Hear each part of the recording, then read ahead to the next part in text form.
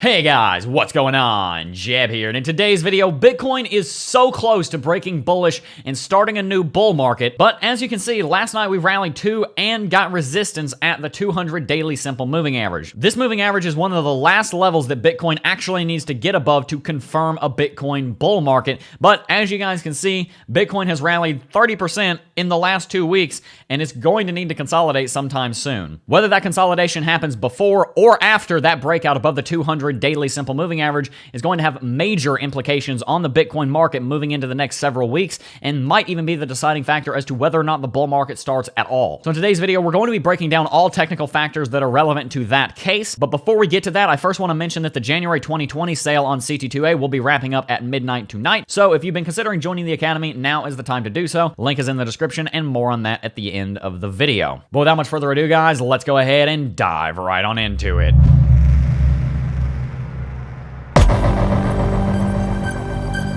Last night, something pretty important happened, guys. As you can see, Bitcoin managed to rally and break the level of resistance that we've been testing for the last several days here at $8,900. If you guys will remember, I had originally an entry position around $8,920 right here, but luckily I decided to go ahead and move that up to $91,250 because this short-term scalp position I was talking about getting into was likely going to get stopped out by that 200 daily simple moving average, and it turns out my prediction on that was correct, so I'm glad I moved that entry position. And guys, even though Bitcoin didn't actually break the 200 daily simple moving average, which is right around there somewhere, the fact that Bitcoin did set a higher high compared to all of these highs over here is definitely a good sign. We are still bullish. I want to make sure you guys understand. I'm not calling for Bitcoin to crash or anything right now, but at the same time, Bitcoin does have some reasons to be a little bit concerned. Namely, guys, Bitcoin hasn't broken out yet, okay? We had this major consolidation pattern here that played out for several days. We had a bullish breakout, and instead of actually breaking to the upside, we've been trading sideways for a little while. And as you guys know, when Bitcoin trades sideways for too long, oftentimes it can be used as a trend reversal. So I want to be careful here and make sure we don't Bart Simpson down, because yes, Bitcoin did make higher highs up here, and we did rally up to and reject at $9,000.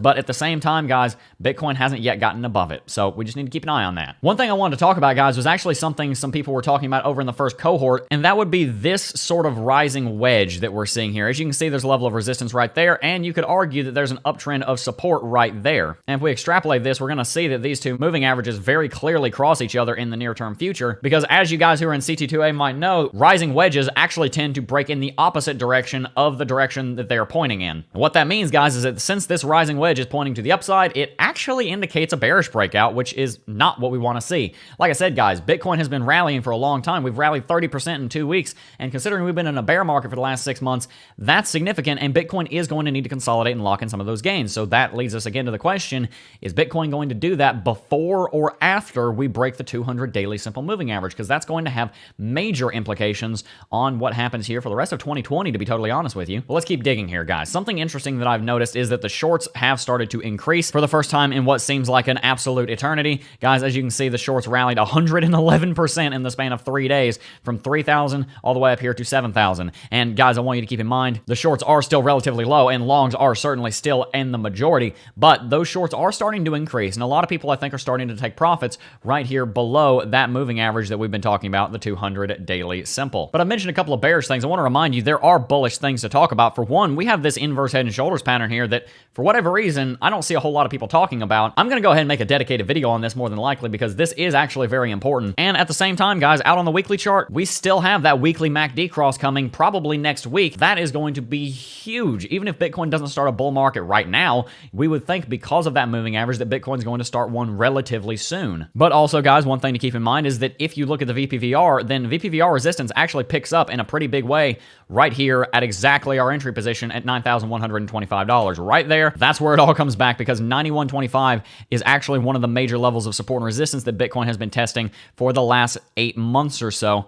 as you can see in all of these cases right there. So where does that leave us, guys? I could go on for days about different technical analysis. There's a lot that I could have included in this video. I don't want to repeat myself. I've talked about a lot of the TA around this current market in several other videos recently, so go and watch some videos on the channel if you want to get caught up to speed completely. But for the sake of not repeating myself, I'm going to go ahead and say, guys, Bitcoin is at a decision point right now. I want it to break bullish, but at the same time, Bitcoin does need to consolidate. Bitcoin does need to lock in these gains. We've had a major rally, and as we saw over here in October, if we have a major rally and we don't consolidate properly, it falls off a cliff. So guys, here's the deal. It's been staring you in the face the entire time that we've been making this video. You notice these dashed lines right here. Normally don't have lines like that on my chart. I'm gonna start using them. What those are entry positions. Guys, I talked about in the last couple of videos what my entry positions are, 91.25, and I'm putting another one as a short position down around $8,400.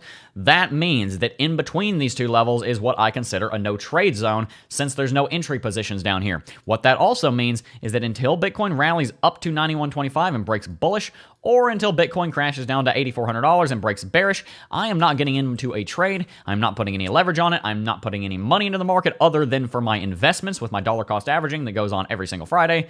By the way, I guess it just triggered, so I have more Bitcoin now. Point being here, guys, until Bitcoin does actually manage to get up to 91.25 or down to $8,400, I'm not making a trade. And the reason I'm not making a trade is because Bitcoin hasn't decided if it's going to consolidate and break bearish and trade sideways or crash for another 2 or 3 weeks, or if we're about to moonshot. And the thing is, we don't need to be in a position right now because when Bitcoin's trading sideways, there's not many gains to be made anyway. So there's really no reason to jump into a trade prematurely when we can have our trade positions set up in advance, wait for them to be triggered, and then we'll be in a profitable trade more than likely. So guys, I know this video is a little shorter, but at the end of the day, there's not much to talk about. If you're looking to get into a long position, look between 91.25 and 9200. If you're looking to short the market, wait until Bitcoin crashes to around $8,300 to $8,400. By the way, neither of those entry positions are financial advice. They are simply the trades that I am going to be making. Please, for the love of all that is good and holy, use your own judgment. So guys, here's the deal. There are 2 trades that can be made here, a long and a short position. I want you guys to look into both of them. I want you to do your own technical analysis into both of those positions, see which one you think is going to happen and which one is more likely in your books to happen. And I want you to tell me what you think in the poll right up there. Guys, I'm really interested to hear what you have to say because I think a lot of you are bullish and I think a lot of you are bearish. I think we're pretty split right now. I want to see your take on this in the poll and in the comment section down below. I'm personally very excited. I think that a Bitcoin rally is going to come, even if it doesn't come this week, within the next month or so, and the Bitcoin is kind of done with this period of bear market. I think 2020 is going to be a fantastic year for everything, more or less, at least in my life. Hopefully it's the same for yours. And I certainly think it's going to be a good year for Bitcoin. So guys, before we wrap the video out, I do want to mention the Cryptocurrency Technical Analysis Academy. If you don't know, the Academy is what sponsors and funds this YouTube channel. There's over 1,100 students that have gone through CT2A, and I'm always hearing amazing feedback from them. Guys, there's 34 videos and over 10 hours of high quality content that's going to teach you a lot about technical analysis. There is a lot of content in here. It's actually kind of crazy. A lot of courses that you're going to find on the internet have 2, 3, maybe 4 hours of content. A lot of those courses that have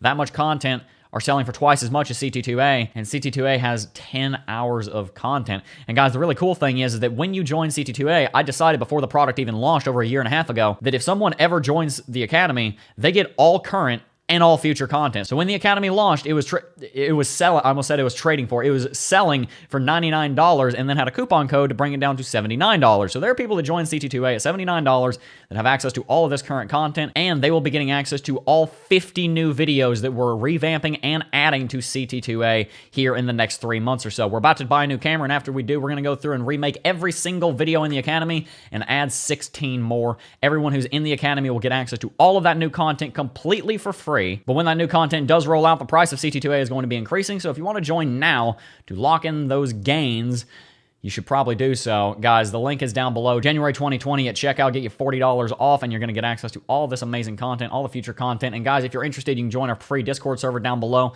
talk to some of our students and see what they have to say about CT2A to make sure that it's the right product for you. Remember, guys, also there's a 14-day money-back refund guarantee. And also remember, that coupon code ends at midnight tonight.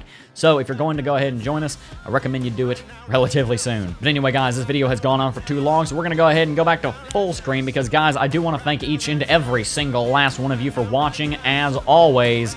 And I will see you guys in the next video. Peace.